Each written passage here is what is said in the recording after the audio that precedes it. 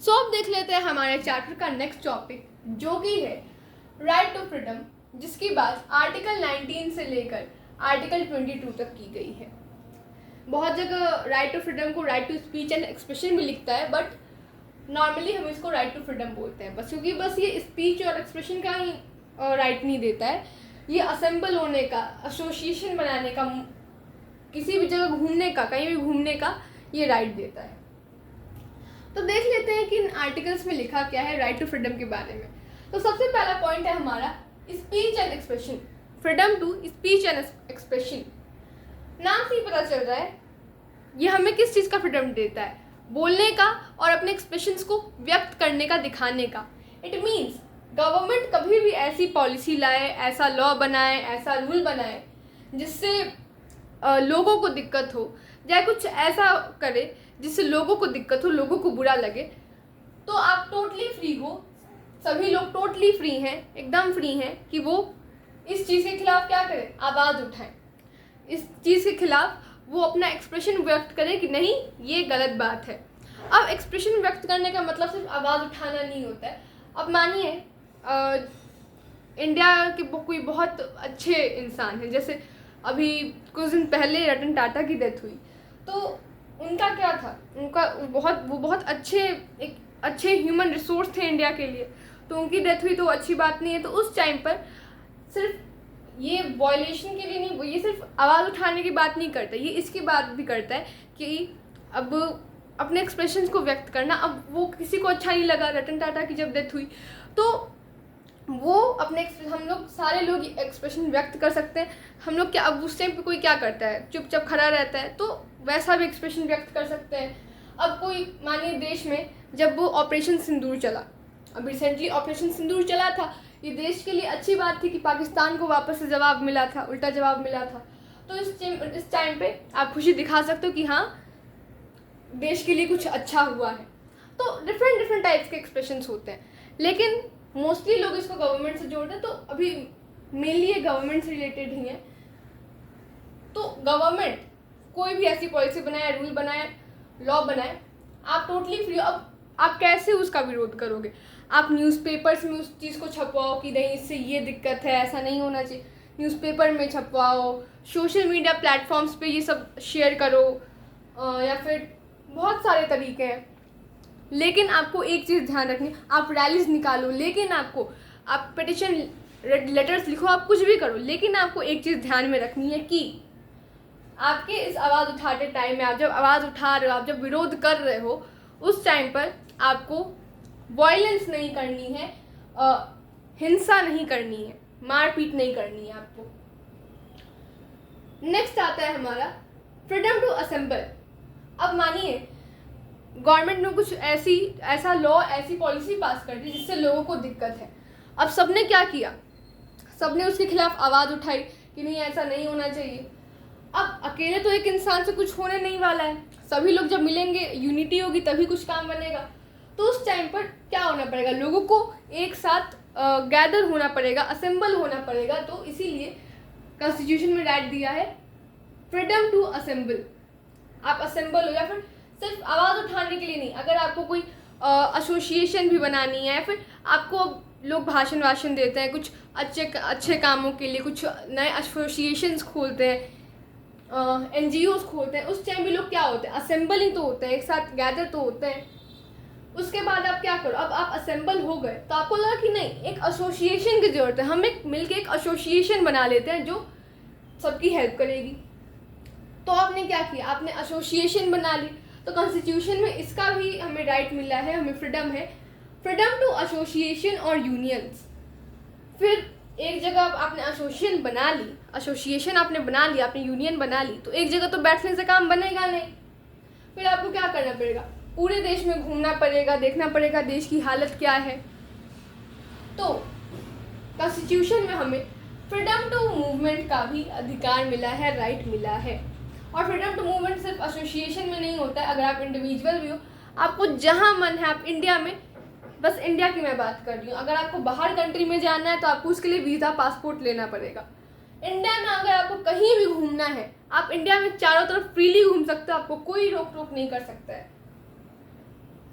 हाँ, तो ये फ्रीडम टू मूवमेंट भी देता है। अब फ्रीडम टू मूवमेंट का मतलब आपको चारों तरफ घूमने की आज़ादी है। इसका मतलब ये नहीं है कि बिन बुलाए मेहमान की तरह किसी के भी घर में घुसना और बोले कि हमें घूमने की आज़ादी और उसके घर में घूम रहे हैं, ऐसा नहीं करना है।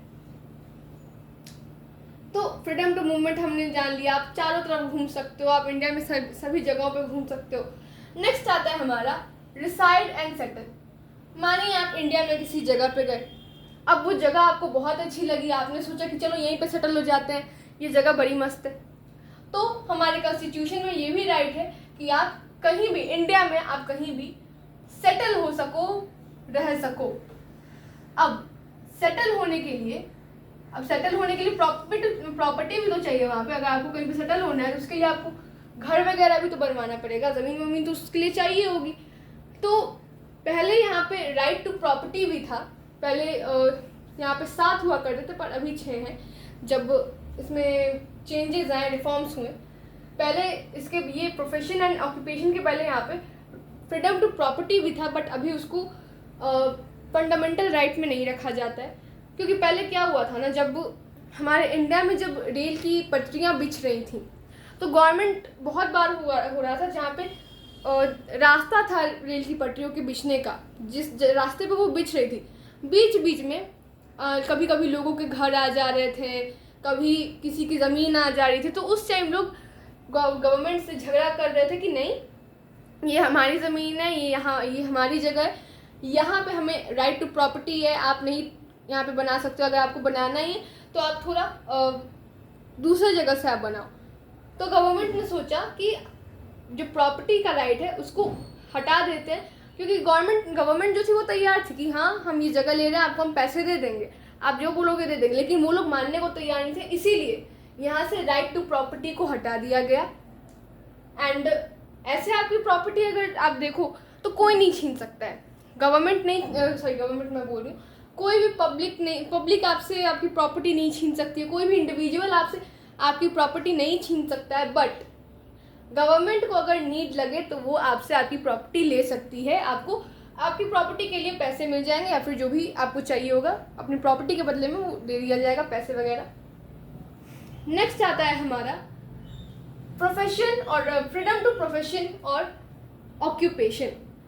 अब आपने कहीं रहना शुरू कर दिया, आप सेटल हो गए, लेकिन मानिए आप नॉर्थ इंडिया में रहते हो, आप साउथ इंडिया में जाके सेटल हो गए, आपको साउथ इंडिया अच्छा लगने लगा, आप साउथ इंडिया में जाके सेटल हो गए, या फिर साउथ इंडिया में आप रहते थे, नॉर्थ इंडिया आपको अच्छा लगा, आप नॉर्थ इंडिया में आके सेटल हो गए।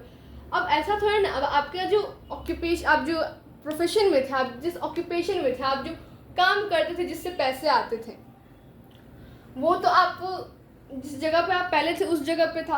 अब हमेशा आप ऊपर से साउथ से नॉर्थ या फिर नॉर्थ से साउथ तो आप रोज़ रोज़ जा नहीं सकते हो। तो आपको ये भी राइट दिया जाता है कि आप जहाँ चाहो वहाँ पे आप अपना प्रोफेशन चूज़ कर सकते हो, आप जिस भी जगह पे हो आप अपना प्रोफेशन चूज़ कर सकते हो, ऑक्यूपेशन चूज़ कर सकते हो। एंड नो मैटर वो किसी भी जगह पे, और जो भी आपको प्रोफेशन मन है, जो भी आपको ऑक्यूपेशन मन है, आप वो उस ऑक्यूपेशन में, उस प्रोफेशन में आप जा सकते हो। हाँ, अब इसका राइट मिल गया फ्रीडम टू प्रोफेशन और ऑक्यूपेशन। तो इसका मतलब ये नहीं कि चोर बन जाए, चोर का प्रोफेशन, डाकू का प्रोफेशन, ये सब नहीं लेना है, ये अच्छे प्रोफेशंस की बात करता है। नेक्स्ट आता है हमारा क्राइम के टाइम का लॉ। इट मीन्स मानिए ये हमारे चिंटू लाल हैं, ये हमारे मानिए चिंटू लाल एक इंसान है। अब चिंटू लाल ने एक क्राइम कर दिया, उनका जो है उनके दोस्त से झगड़ा हो गया, तो और बहुत भयानक वाला झगड़ा हुआ। तो मारपीट करते करते करते करते चिंटू लाल ने अपने दोस्त का एक हाथ तोड़ दिया। अब ये क्राइम हो गया, अब हाथ तोड़ दिया। तो अब ये जो चीज़ है ये हुई 2025 में, ये चीज़ हाथ तोड़ने वाला काम हुआ 2025 में। केस जज के पास पहुंचा 2030 तक। 2030 में इस चीज़ की सुनवाई हुई, क्योंकि बहुत सारे केसेस हैं इंडिया में, इतनी बड़ी कंट्री है, इतनी बड़ी आबादी है, तो बहुत सारे केसेस होते हैं। तो इस केस पे जो बात है, जिस केस पे जो चर्चा है, इस केस का जो डिसीजन है वो 2030 में लिया गया और ये केस हुआ था 2025 में। अब 2025 में हाथ तोड़ने के लिए जो पनिशमेंट था वो था कि अगर आपने किसी का हाथ तोड़ा तो आपका भी हाथ तोड़ दिया जाएगा। एंड 2030 में लॉ इसको चेंज करके बना दिया गया कि अगर आपने इस सेम क्राइम के लिए, हाथ तोड़ने के लिए, जो पहले बस हाथ तोड़ना था, इसको बदल के कर दिया गया कि आपका हाथ तोड़ने के साथ साथ 2030 में कि आपका हाथ तोड़ने के साथ साथ आपको 2 साल तक जेल में भी रखा जाएगा। अब चिंटू लाल को कौन सी सज़ा सुनाई जाए? क्राइम तो वही है, हाथ ही तोड़ा इन्होंने अपने दोस्त का, लेकिन क्योंकि इन्होंने क्राइम 2030 में भले सुनवाई हुई है, लेकिन इन्होंने क्राइम कब किया था? 2025 में किया था। तो 2025 में क्या लॉ था कि बस आपका हाथ तोड़ के छोड़ दिया जाएगा। तो 2025 का लॉ लगेगा, इन पे 2030 का लॉ नहीं लगेगा।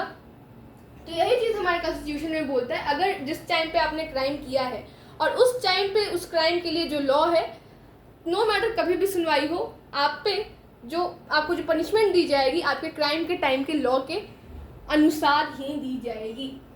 नेक्स्ट पॉइंट है हमारा 1 crime = 1 punishment।